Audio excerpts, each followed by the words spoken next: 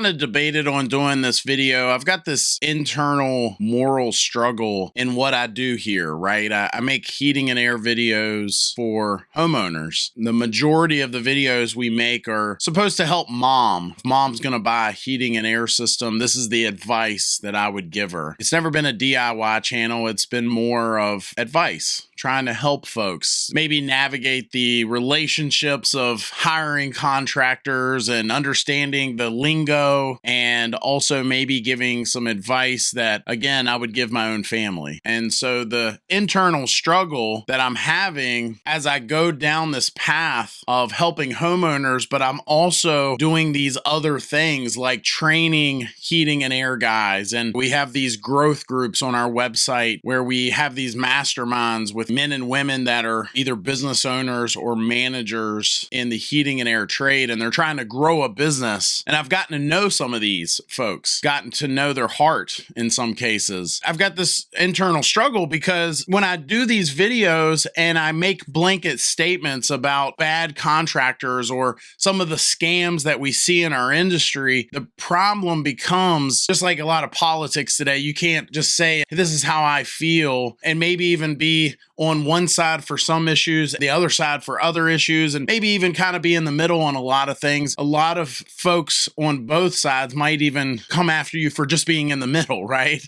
I mean, there's just always people being generalized and painted into a corner and villainized at the end of the day. And that's where I am with this YouTube channel. It's not politically motivated. I don't cover any topics as far as that goes. But I think that at the end of the day, my message here in this video is, if you have a contractor, if you're a homeowner and you found a good contractor, I would say to you, number one, hang on to them, because there are some bad ones out there. But the other thing I'll say is, I've gone down this road is, there are a lot of bad ones, but there's a lot of good ones too. In fact, maybe more good ones than bad ones. That's one thing I'm learning when I'm training folks with this new position of mine where I train other heating and air professionals. There's a lot of good folks out there. And then as I meet with folks in these mastermind calls and start to see what they're all about and how some of these folks, at the end of the day, they want to do right by their customer, right? Maybe people that I may have villainized in the past in some of our videos. And it's been a little bit of a struggle. It's been on my heart to do this video. And so again, if you've got a good one, I would hang on to them. I would say if you don't have a good one, there are probably statistically, if there were statistics out there showing who's good and who's not, that there are probably good ones in your area. I would encourage you to continue to look for one that you might actually feel is bad because they don't fit your needs, right? Maybe they're good at the end of the day, but they don't offer a strong maintenance program,